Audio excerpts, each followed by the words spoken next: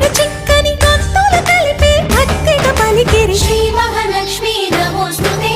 శ్రీ మహాలక్ష్మి నమోస్తుతే శ్రీ మహాలక్ష్మి నమోస్తుతే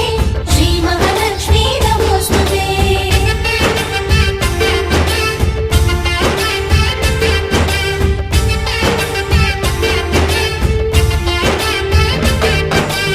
నిద్దురలేవమ్మా తల్లి నిద్దురలేవమ్మా